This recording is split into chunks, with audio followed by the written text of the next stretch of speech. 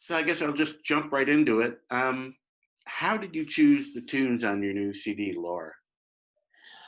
Well, I sat down with Dan Shay, the producer, and Greg Howard from the record company, and we were talking through songs. Now, I could have done 4 or 5 albums. There were so many songs I wanted to do, but these are the ones that really just, I suppose, I really, really felt passionate about them, and they're songs that have lived with me from the time I was a child.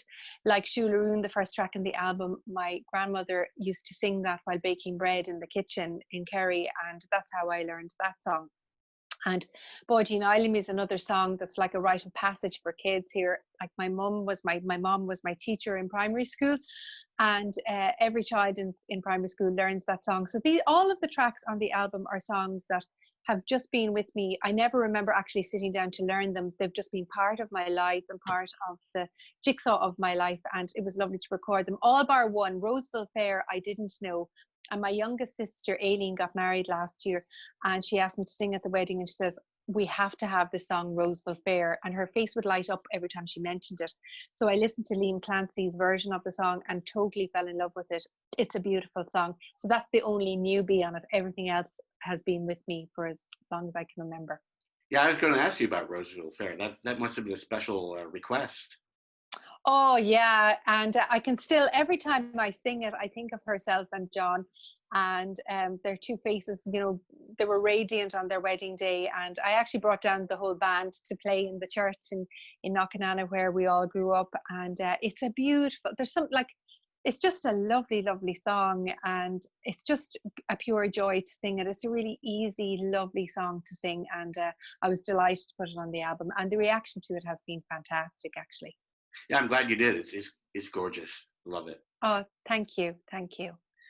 So, it seems to me that when I listen to this CD, it's very, very traditional, and not just in the choice of songs, but in the orchestration. Is that something you deliberately set out to do? Yes, so I've done like so many recordings over the years, either in a solo capacity and also with Celtic Woman. And a lot of those were big productions, particularly the Celtic Woman productions. You know, you'd the massive orchestra, you'd a band. And I just felt like my first ever album, The Water Is Wide, I recorded it in 2000, and it was just me and the harp, a little bit of keyboards here and there, and a little bit of bodhrán. So I really just wanted to go back to where it all started, where I came from, and we paired everything back and just because all those melodies and songs, they're so lovely. They don't need all the bells and whistles, so why not let them speak for themselves? Yeah. Yeah, it's really lean and clean. It's a very nice choice. Oh, thank you. I like that, lean and clean. That's good. I'll remember that. Yeah, I mean, it really speaks to me, and I think it's going to speak to a lot of your fans. It's beautiful. Oh, thank you. Well, the reaction to it has been really, really lovely, and I love hearing from people, and they're all just telling me, you know, how much they love the songs, and they do like the simplicity of the arrangements, and so I'm really happy with how it's all going. So where did those arrangements come from? It's got to be a joint effort, you and Dan Shay. Yeah, I'm really lucky in that I've been working with Dan Shay since I left Celtic Woman, and he's Californian. He lives over in Marin County over in California, and I always say though he's a great man for the tunes. So he constantly blows me away because he said we should put this tune into this song, and half the times I wouldn't think of something like that. So he's brilliant in that. And he really knows me so well now that he won't let me away with anything. So I have to, because when we recorded it, I recorded in Dublin. He's still in California, but we used to send him all the mixes, but he'd have notes on everything. He's just really meticulous, and I love that about him. I've learned so much from him over the years, so I know what he likes now in the studio. So between us, we work really, really well together. And he did a great job on the arrangements, I think. Yeah, and in addition to that, it seems to me like he's playing virtually, well, not all of the instruments, but most of the instruments. He plays everything bar the harp and bar, there's a violinist on it as well, a fiddle player. But that's it. He does everything else himself. He's a great fella, yeah. Yeah, and you have some great harmonies on the last tune. Oh, on Parting Glass. Yes. Oh yeah, Parting Glass is it's great because that's a more contemporary version of the song, and because I would know the other, it's the much slower version, but Dan wanted to do this, and again, people's reaction to it has been lovely.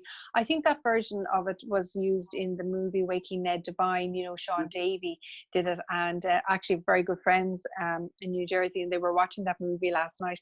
But and it's a great one when you're doing a gig, like, and God knows when we'll ever get to do a gig again, but it always gets a great reaction. So it's a lovely one on which to end a concert with. So it was a nice one to end the album with too. Yeah, I was going to ask you about that. Where was this recording in terms of the pandemic? Had you already chosen your tunes at that point? Had you started recording, or where was that?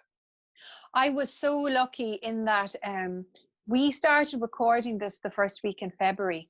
And I do a day, and then I come home and listen to the stuff and then go back. So I had only 3 days done in the studio. We had planned to do a fourth day, and but then the whole country was locked down.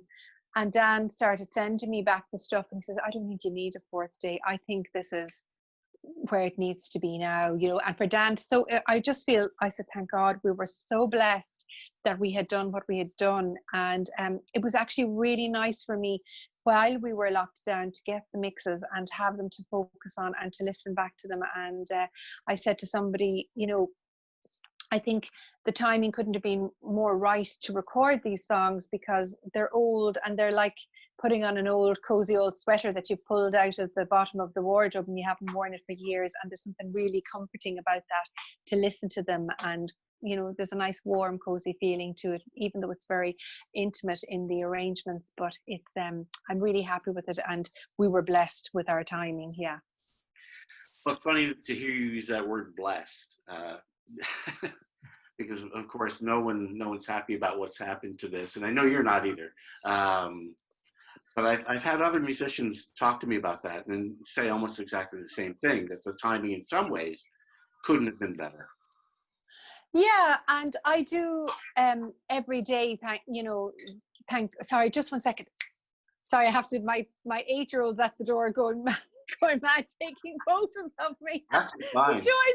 The joys of live things, of live interviews. He's laughing here. Sorry, but it has been a very hard time, and I do get scared in that all my gigs they're gone. Like, there's nothing, and I don't know when I'll be doing a gig again. But I am so blessed that I have this project to work on, and that I'm here talking to you. It's given me, doing the interviews, reaching out to fans and friends, and it's given me a purpose during this, because I really miss, singing and playing for audiences, and there's nothing quite like that. So I am lucky to have this album to work on and focus on at the moment. Yeah, I thought about that too. I mean, under normal circumstances, wouldn't you have been touring to promote? Yeah, and you'd have done a lot of concerts and gigs and stuff. So no, so aren't we lucky that we have technology, that we have the technology that we have now? Because jeepers, I don't know what we do without the Zoom and the FaceTime and the social media to be able to reach out to people, even though I'm very technically challenged. But we're lucky that we have what we have in going through what we're going through. Yeah, in pre-pandemic times, these songs obviously had a lot of meaning to you, but I imagine now that with what's going on now, you've really you're probably helping a lot of people get through this. Have you thought about that?